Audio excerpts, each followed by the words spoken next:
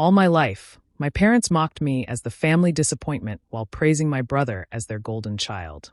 I grew up under the constant glare of comparison, where every achievement I made was dismissed, and every small success of David's was celebrated like it was monumental. I would sit at the dinner table, quietly eating, while Thomas and Evelyn recounted David's latest law school victory or promotion, their faces glowing with pride. And there I was, invisible, the failure they couldn't stop reminding me I was. My name is Amara Johnson, early 30s, and for most of my life, I played the role they assigned me, quiet, obedient, endlessly criticized. I learned to nod along, to smile through the hurt, and to bury the rage that bubbled inside every time they commented on how I would never amount to much, or how I lacked focus compared to David. It was exhausting, and sometimes I almost believed it myself. Almost. Despite the relentless negativity, I refused to let their words define me. While they paraded David as the golden child, I quietly built my own world. Long nights in front of my laptop, skipping social events, reading finance books, learning strategies, they all added up. No one saw the countless early mornings, the networking, the endless spreadsheets. I kept my victories secret because sharing them with people who never saw me was pointless. And secretly, the sting of their favoritism became fuel, a fire that pushed me to excel even when every fiber of my being wanted to run away. David, oblivious or perhaps willfully blind, loved his role in this family theater. He basked in the adoration, sometimes giving me a smirk that made my blood boil, knowing full well how cruelly I was treated. Evelyn would say, "Your brother is destined for greatness, Amara. You should take notes," while Thomas added a nod of approval, reinforcing the narrative I had grown up hearing. Every word was a dagger, yet I learned to turn those daggers into determination. I became a force they never expected. I climbed the corporate ladder in silence, my career moving faster and higher than they could ever imagine. I earned respect in a world where numbers, strategy, and results mattered more than appearances. I became the kind of professional who didn't need their approval, though I imagined the shock on their faces when they finally learned the truth. The day I would reveal my real success, to show that the disappointment they mocked was actually running millions in the business world, was a day I envisioned over and over in my mind. They had painted me as weak and insignificant all these years, but they had no idea I had been quietly preparing my revenge, not in spiteful words, but in undeniable proof of my worth. And the moment would come, I promised myself, when they would have to confront the truth. Amara Johnson was not their failure. I was their equal, their superior in ways they had never imagined, and nothing would ever feel sweeter than seeing them finally realize it. Growing up was never easy for me. Every time David brought home a good grade or won a small prize, my parents would make a big deal out of it. They would clap, praise him, and even give him gifts, treating him like he had done something extraordinary. I remember feeling invisible as they celebrated him, wondering if I would ever get the same attention. My efforts, no matter how hard I tried, were barely noticed. If I got a good grade, my parents would shrug or tell me I could have done better. They said I was lazy or not focused enough. And sometimes they told me I was too emotional, as if caring or trying hard was a flaw. I learned to hide my excitement about my own achievements because it never brought me the recognition I craved. Instead, it often led to criticism. At school, I worked hard. I joined clubs, took extra classes, and tried to push myself. But when I came home with good news, it was either ignored or quickly overshadowed by something David had done. If he even answered a question correctly in class, my parents would talk about it for days. Their constant comparisons made me feel like nothing I did was ever enough. I started to notice that the more I spoke up about my accomplishments, the less they seemed to care. The safest way to survive was to stay quiet. I stopped sharing my successes, stopped asking for praise, and learned to keep my feelings inside. It hurt deeply, but I learned that silence was better than disappointment or ridicule. Even at a young age, I could see that they had favorites. Every story, every compliment, and every smile was reserved for David. I often asked myself why I wasn't enough for them, why my hard work didn't matter. I felt like I had to hide parts of myself just to avoid more criticism. I carried the weight of their disappointment silently, building walls around my feelings. The emotional wounds from those years stayed with me. They shaped how I approached the world and how I treated my own ambitions. I learned to rely on myself and not expect support from the people who were supposed to cheer me on. Every ignored achievement and every harsh word taught me resilience, even if I didn't realize it at the time. By the time I grew older, I knew I had to prove myself, not to them, but to the world. Their favoritism had planted a quiet determination inside me. I understood that being recognized by them was unlikely, so I focused on being successful in ways they couldn't touch or dismiss. Those early experiences of being overlooked and underestimated became my driving force. I might have seemed like the quiet, obedient child, but inside, I was learning to fight for my worth. The constant comparisons, the praise for David, and the dismissive words they threw at me didn't break me. Instead, they made me stronger, teaching me that I could achieve greatness on my own, even if no one at home believed in me. The lessons were harsh, but they became the foundation for everything I would accomplish later in life. Even though I felt invisible and ignored, those early years taught me a truth I would carry forever. Real strength comes from within, not from the approval of others. Even as an adult, life at home never felt fair.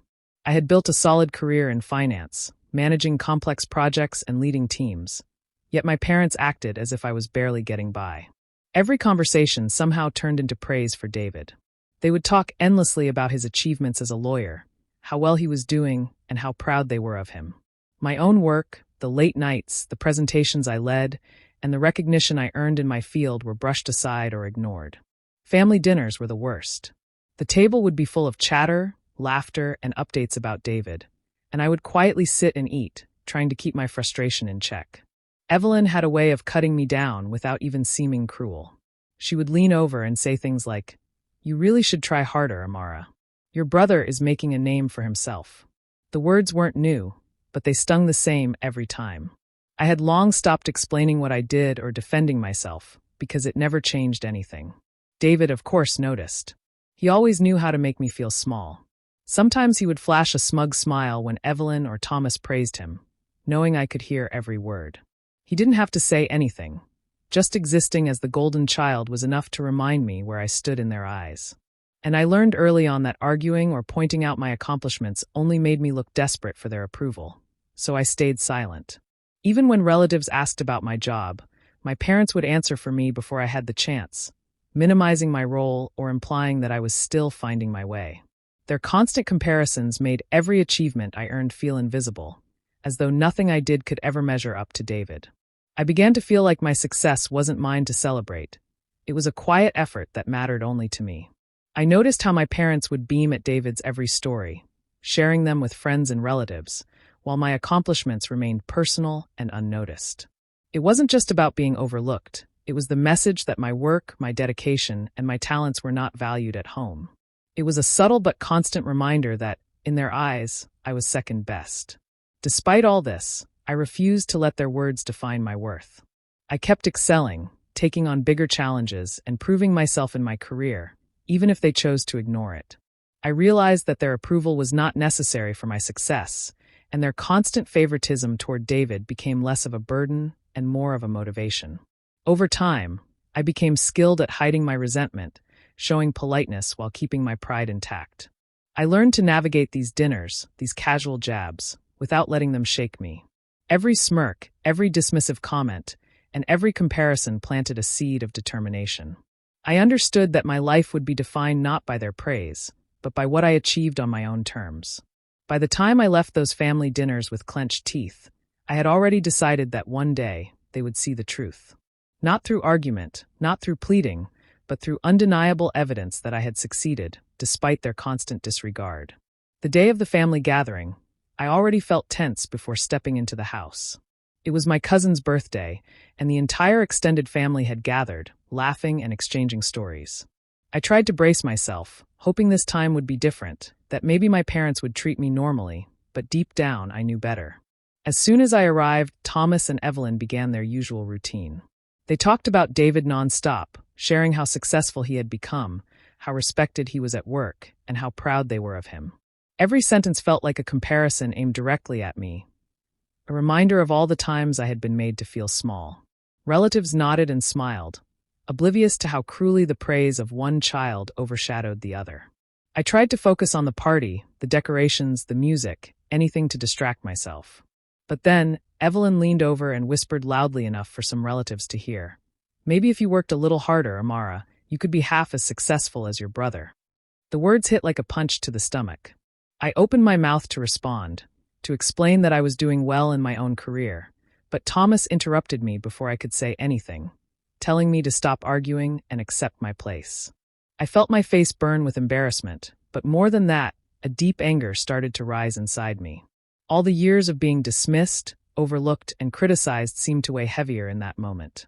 I realized that no matter what I said, no matter what I achieved, they would never see me as more than the less successful child. The humiliation in front of relatives, people whose opinions didn't matter, made it clear that I had been fighting for recognition in a house that would never give it. I excused myself quietly, though my hands trembled and tears pricked my eyes. I walked to my car, my chest tight with frustration and hurt, but also with a strange sense of clarity. For the first time, I didn't feel small because of their words. I felt a spark of determination ignite. Something inside me shifted. I realized that their opinion didn't control me. Their favoritism and constant comparisons were no longer going to define my self-worth. As I drove away, I thought about everything I had built quietly, away from their scrutiny. The anger I felt wasn't just pain, it was fuel. Years of being underestimated, dismissed, and ridiculed had given me something they could never take away: resilience. For the first time, I allowed myself to feel that power, that drive to show them, not with words but with undeniable results, who I really was. By the time I parked and looked at my reflection in the rearview mirror, I was crying, but not from sadness. It was a release. The betrayal that had shaped my childhood and adulthood had transformed into a force, one that promised that one day I would take control of the narrative, and they would have no choice but to face the truth. That realization, bitter and sweet, became the turning point I had been waiting for. What my parents never knew was that while they spent years calling me a failure, I was building a life they couldn't even imagine. I had started small, working long hours, taking every opportunity one could find, and slowly climbing the ladder. Every late night at the office, every challenge I pushed myself through, led me to a position that most people only dream about. I wasn't just doing well, I had become the chief financial officer of a major company. My role carried weight and responsibility.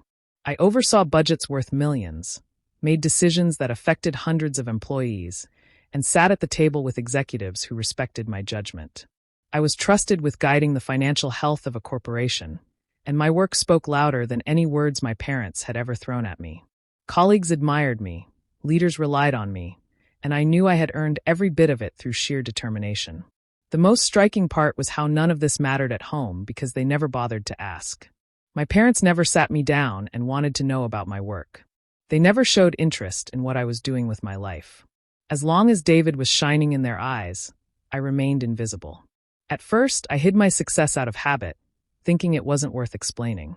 But with time, I realized I stayed quiet because deep down, I didn't want to give them the satisfaction of claiming any part of my journey.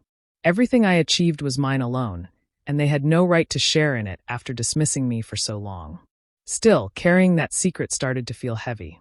Whenever they compared me to David, part of me wanted to shout the truth, to tell them that while they were bragging about their son's law career, I was running numbers that impacted entire industries.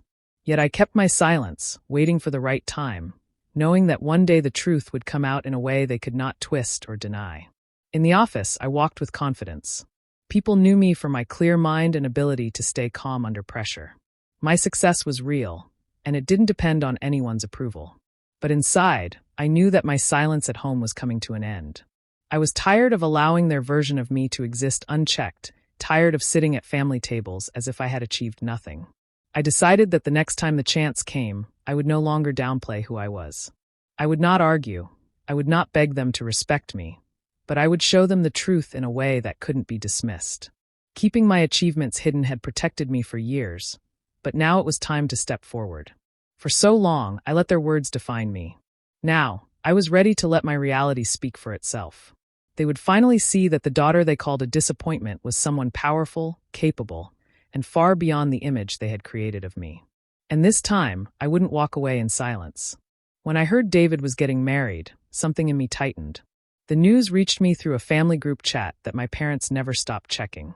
Thomas sent a picture of the invitation with a proud emoji, and Evelyn replied with a long message about how the whole family would celebrate their successful son. Their excitement felt like another announcement that would push me into the background, so I listened carefully and started thinking. At first I tried to ignore it. Weddings are for joy, and I did not want to spoil anyone's day. But as the date got closer and my parents began planning who would sit where and which relatives would be invited, I realized this event would be full of the very audience that had watched me be dismissed for years. The room would be filled with people who accepted their version of me without question. That truth changed my mind. If I wanted them to understand, I needed a moment where everyone was paying attention. I made a small list of practical steps. First, I checked the invitation and the schedule so I could pick the right moment. I decided the reception would be better than the ceremony. People would be relaxed, mingling, and listening to speeches. Next, I thought about how to present myself so I would be remembered for more than the family label they gave me. I chose clothes that felt strong and comfortable, something that would make me feel like myself without calling attention for the wrong reasons. I also booked a quiet hotel room near the venue so I could prepare without interruptions. Then I planned what I would say. I did not want an angry outburst. Years of being ignored taught me that loud words vanish quickly. Instead, I wrote a short, clear message that focused on facts. What I did, the responsibilities I held, and the people who knew and trusted my work. I practiced it out loud until the sentences felt natural. Saying the words to myself in the mirror made the plan real. I rehearsed how to walk into a crowded room, where to stand, and when to wait for a lull in conversations so I would be heard. I also made a few practical moves. I reached out to one or two colleagues I trusted and asked them to be at the reception. I wanted witnesses who could back up what I would say, people whose respect in their own circles would carry weight. I prepared a small folder with a printed biography and a few official documents that proved my role. Nothing dramatic, only clear evidence that could not be dismissed as boasting. On the day, I planned to arrive on time, not early or late. I wanted to take my place among the guests without seeming like I'd come just to make a statement. Inside, I felt a strange calm. I had spent years building my life quietly. Now I was choosing a careful, honest way to show it. The plan was simple. Be composed, speak briefly, and let the facts stand on their own. After so much silence, I was ready to stop shrinking. I wasn't looking for confrontation or praise. I only wanted the truth to be visible to the people who had ignored it for too long. The morning of the wedding was bright and warm, the kind of day people dream of for a celebration. When I arrived at the venue, the place looked beautiful. White flowers hung from the arch, the tables were covered with silver cloth, and soft music played in the background. Guests moved around in colorful clothes, greeting one another with hugs and laughter. Everyone seemed excited, and the air carried that sense of family pride that always surrounded events like this. My parents stood near the entrance, speaking to anyone who would listen. They were glowing with pride, telling story after story about David. "He's such a brilliant lawyer," Evelyn said, her hands moving as if she were giving a speech. Thomas nodded beside her, adding, "He's always been destined for great things." They repeated the same words to almost every guest, making sure everyone knew just how proud they were. Their voices were filled with joy, but each sentence was like a reminder of where I stood with them. I stayed calm, walking slowly through the crowd, greeting cousins, uncles, and aunts. Many of them hadn't seen me in years, and soon the questions began. "Amara, what are you doing now?" one relative asked with genuine curiosity. I opened my mouth to answer, ready to give a simple explanation, but Evelyn jumped in before I could finish.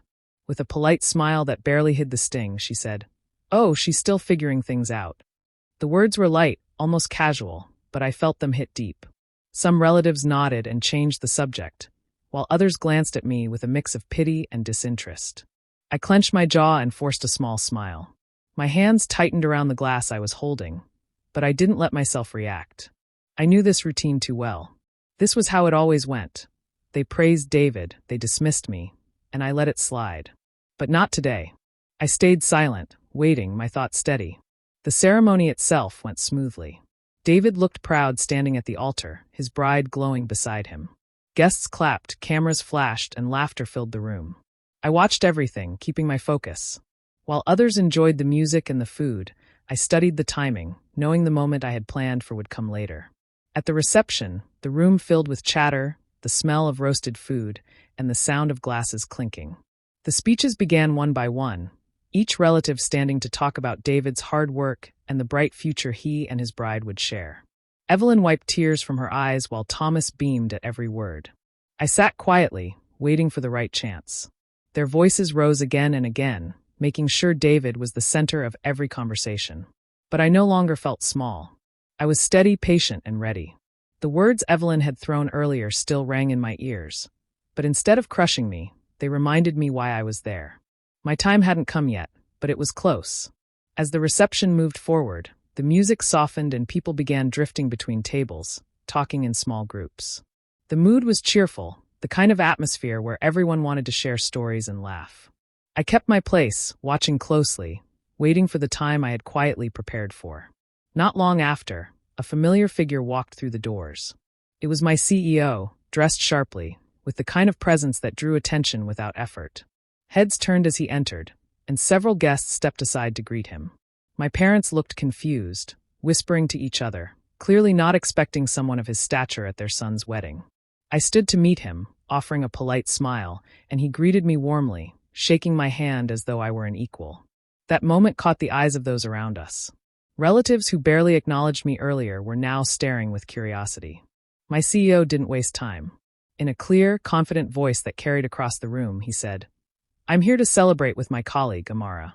She's our brilliant CFO, the one who runs the numbers that keep the company strong." The room went silent. The words hung in the air like a heavy curtain dropping in the middle of a stage play. Glasses paused midair, conversations cut short, and every head turned toward me. I could see the expressions changing: surprise, confusion, disbelief.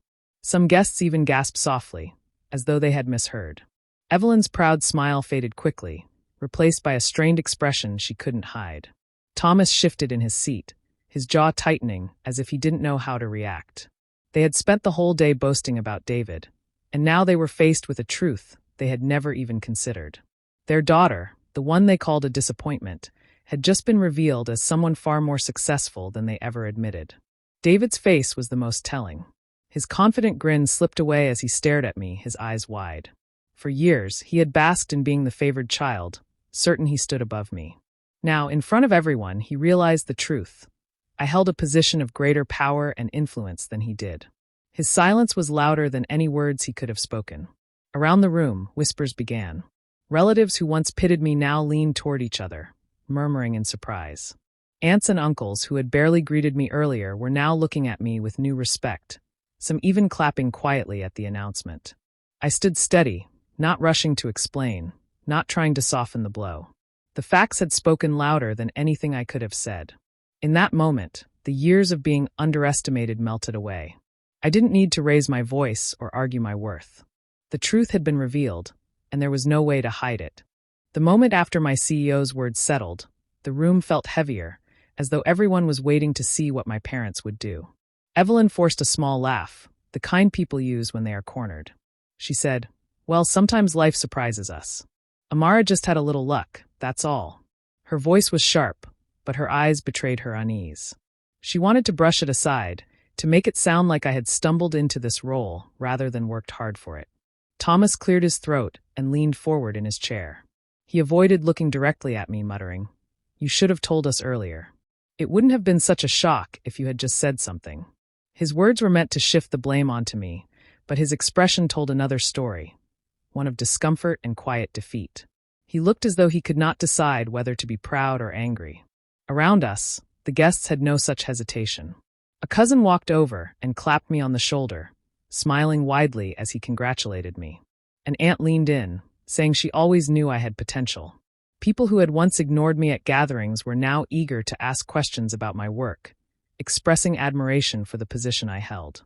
Their voices carried across the room, filling it with praise that had never been directed my way before.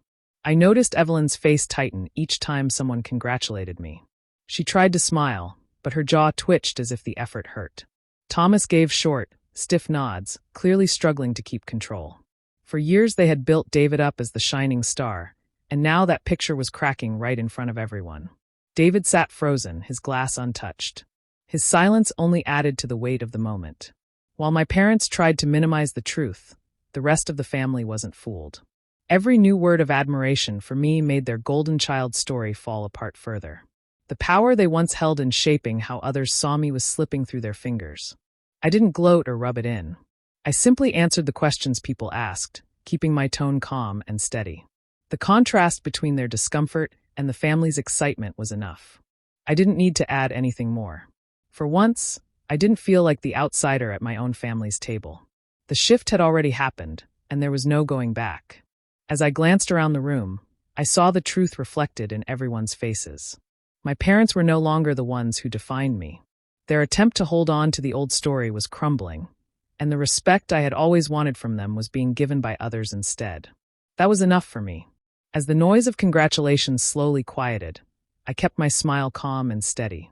I thanked each person who came forward, never raising my voice or showing off. There was no need. Their words carried more weight than anything I could have added. For the first time in my life, I was standing in the center of the family without forcing myself into it. When the reception began winding down, I felt a tap on my arm. My parents had pulled me aside, their faces tight with unease. Evelyn's voice was sharp but unsteady as she asked why I had kept this from them. Thomas stood beside her, silent, clearly waiting for me to explain. I looked at them both, my expression calm. "You never cared to ask who I was," I said softly. "Only who you wanted me to be." The words hung in the space between us. Evelyn opened her mouth as if to answer, but no sound came. Thomas shifted uncomfortably, his gaze dropping to the floor. For once, they had nothing to say. The silence was more powerful than any argument. I didn't wait for a reply. I turned and walked back toward the crowd, where laughter and music filled the air again. My steps were steady, my head held high. I felt lighter than I had in years. There was no anger left, no desire to prove anything further. The truth had already done what years of pleading could not. As I left that night, I realized revenge hadn't been about hurting them. It had been about reclaiming myself. They could no longer define me or diminish me. I had taken back my place, not by shouting or demanding, but by standing in my truth. The betrayal that once crushed me had fueled my strength, and now I carried that strength forward. I no longer needed their approval. I had my own, and that was enough. Do you think I was right to finally stand tall, reveal my truth, and walk away from years of rejection? Or should I have given my parents another chance? Share your thoughts below. Don't forget to subscribe and hit the bell.